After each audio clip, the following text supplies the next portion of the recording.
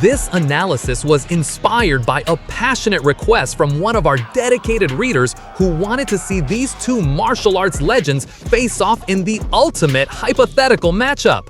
When you think about the golden age of Hong Kong cinema, two names that immediately command respect are Bolo Young and Sammo Hung, titans who carved their names into martial arts history through completely different paths. Picture this, a dimly lit underground arena, the air thick with anticipation. In one corner stands Bolo Young, his imposing 5'6" frame packed with 220 pounds of pure muscle earned through decades of bodybuilding and martial arts training. His cold, calculating eyes scan the room with the intensity of a predator. Across from him, Samo Hung appears almost casual in his stance, his 5'7" frame carrying more weight but moving with the fluid grace of a dancer.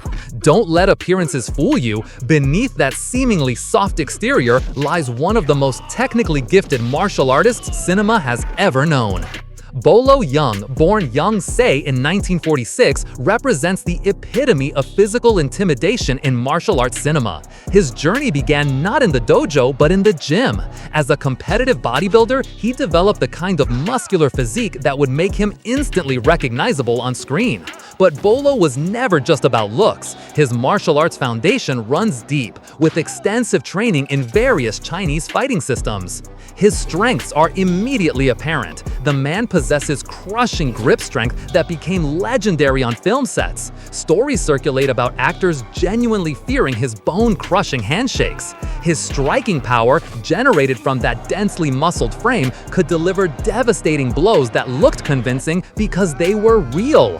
Bolo's conditioning was extraordinary. His body could absorb punishment that would fell lesser men. What made Bolo truly dangerous wasn't just his physical gifts, but his mental approach. He fought with cold calculation, studying opponents like a chess master planning several moves ahead.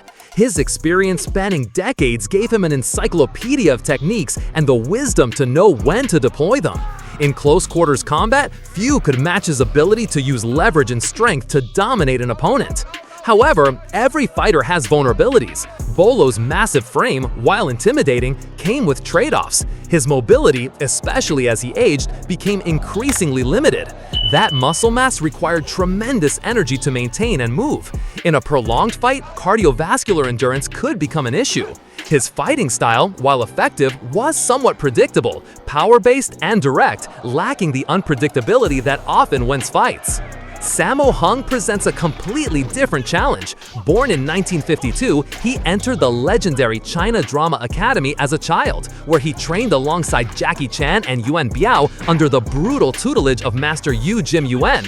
This foundation gave him something money can't buy: perfect martial arts fundamentals drilled through years of painful repetition. Sammo's greatest strength lies in his technical versatility. He's a master of multiple fighting disciplines, seamlessly blending traditional kung fu with modern combat sports. His hand speed is deceptive. What looks like casual movement explodes into lightning-fast combinations. His footwork, despite his heavier build, demonstrates the kind of balance and positioning that comes from a lifetime of training. But perhaps Sammo's most dangerous weapon is his fight IQ. He's not just a practitioner, but a choreographer and director who understands combat from every angle. He can read an opponent's timing, anticipate their next move, and counter with devastating precision. His ability to adapt mid-fight is legendary. He's comfortable fighting tall opponents, short ones, faster ones, stronger ones, because he's spent decades studying how to neutralize every type of fighting style. Sammo also possesses surprising athletic ability. His acrobatic skills, developed during his opera training, give him options most fighters never consider. He can fight from unconventional angles, use momentum in unexpected ways, and turn defensive positions into offensive opportunities. His conditioning, while different from Bolo's, is functional and fight-specific. Years of choreographing and performing elaborate fight sequences built the kind of endurance that matters in real combat, the ability to maintain technique and power output over extended periods.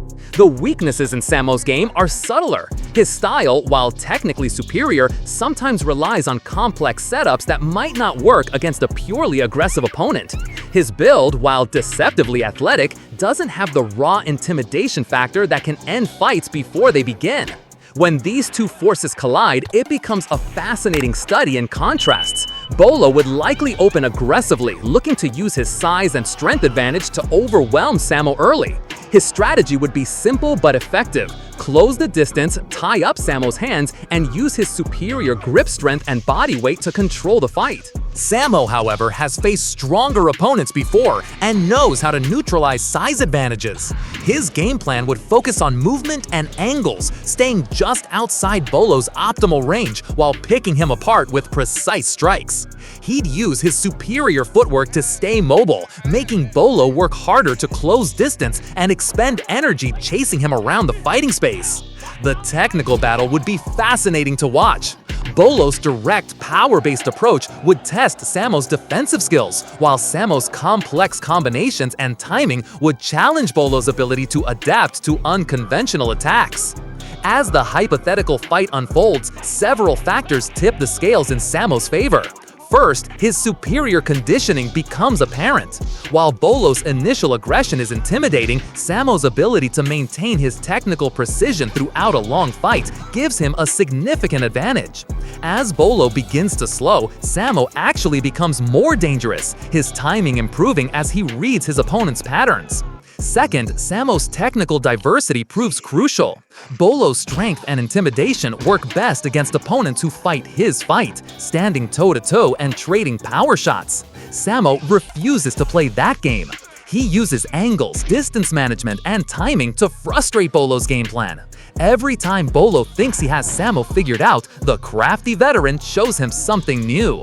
The deciding factor, however, is Sammo's fight intelligence. His decades of experience studying and choreographing fights have given him an almost supernatural ability to read opponents. He recognizes that Bolo's aggression, while dangerous, follows predictable patterns. As the fight progresses, Sammo begins to anticipate Bolo's moves, countering with perfectly timed strikes that exploit the brief openings in Bolo's guard. In the end, technique triumphs over raw power. Sammo's superior conditioning, technical versatility, and fight IQ allow him to weather Bolo's initial storm and systematically dismantle the bodybuilder-turned-fighter. While Bolo's intimidating presence and crushing strength make him a formidable opponent, Sammo's lifetime of dedicated martial arts training gives him the tools needed to solve the puzzle that Bolo presents. The victory belongs to the master craftsman, proving once again that in martial arts, as in life, skill and intelligence can overcome seemingly insurmountable physical advantages.